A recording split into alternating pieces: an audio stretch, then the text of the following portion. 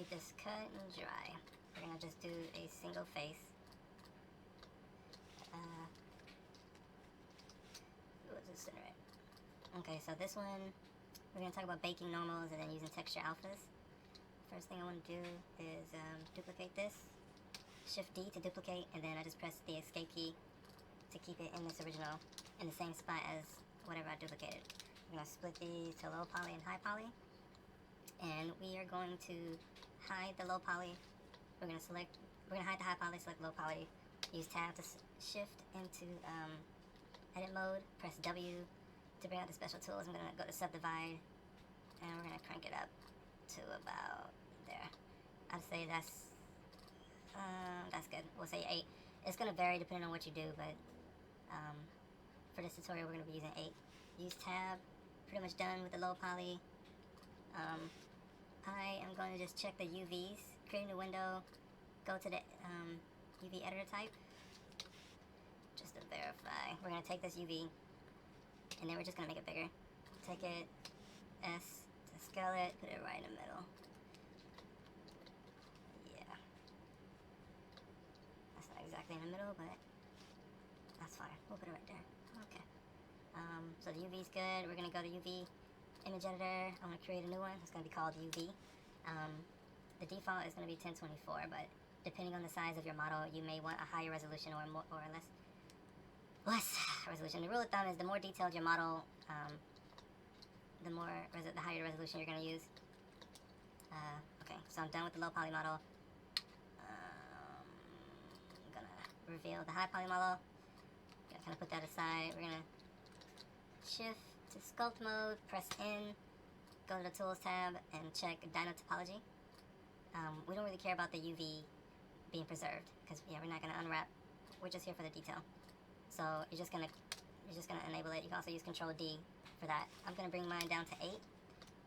So we're gonna go over some things. The first thing is just for general ground raising. Let me kind of split this so I can get a different view. That's fine. So I'm just using F to change the size of the brush.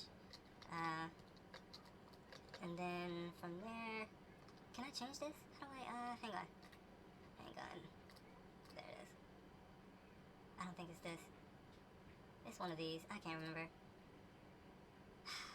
I'll look that up someday.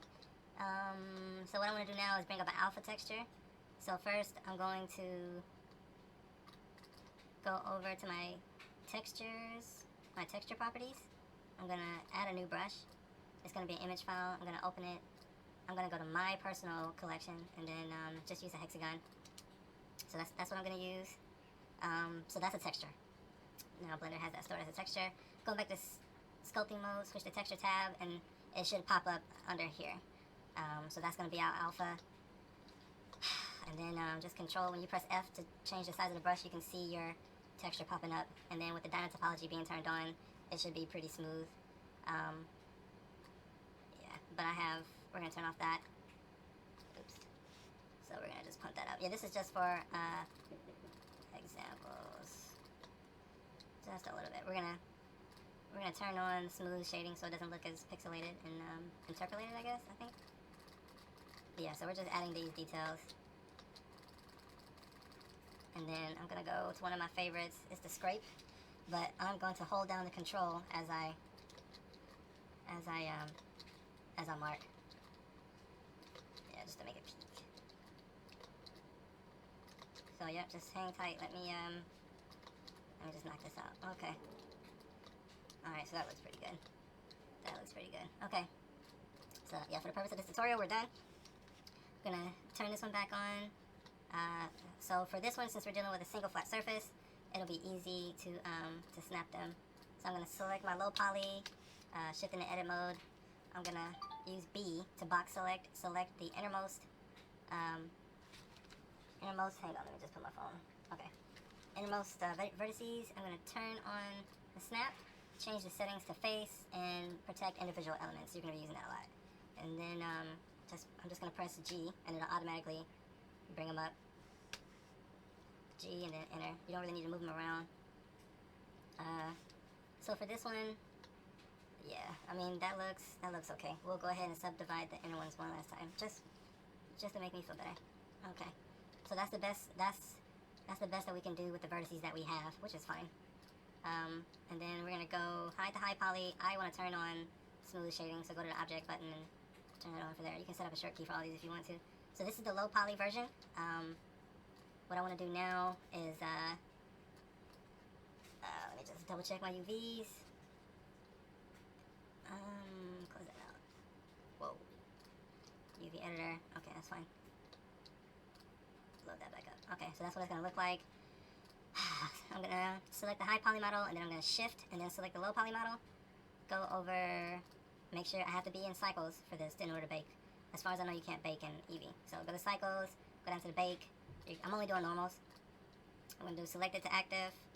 I'm gonna bring this up to like 0.4, bring the margin down, and then bake. No, oh, I gotta create that. I forgot. I'm sorry. So then, okay. So now I'm gonna go to shader. I'm going to Shift A to find the image texture, change it to UV, Shift A, normal map, color, normal, make sure my picture is highlighted, and then go back to bake. No valid, yeah, I gotta do that. Select high poly, then select low poly, then bake. And then going over to that. And then it's rendering a normal image right now. So just give that a second. Whoa. That looks weird. Let me just put that back. And then we're gonna try it one more time.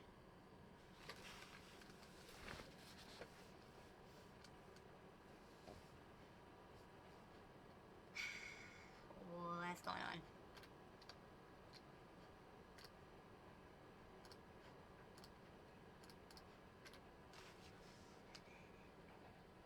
Everything is right.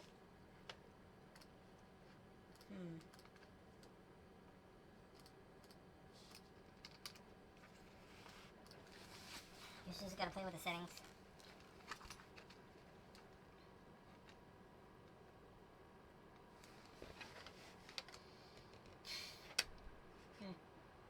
Oh well. Let's see if we can use that at least. Yeah, I don't really use 2.8. I use a different 2.79 Bravo. That's the one that I use. So let me go back to this. Maybe that has something to do with it.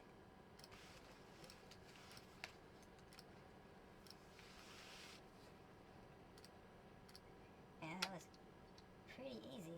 Wow. So I guess that did have something to do with it. So yeah, just have it as a, just ignore the normal map node and just have it as the principal shader with the image texture. It came out good. So with that bake, we are done with the high model. Go over to shader. I'm gonna just go to render mode. That's what the image looks like, but I don't need it for that. So we're gonna, and there you go. That's what it looks like. Whew. Let me add a, I think you can do a displacement map too. Vector displacement. And then,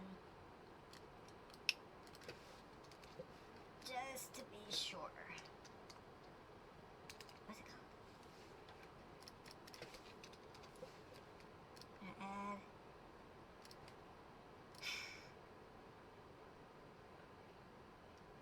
No, that's fine. That's fine. Okay.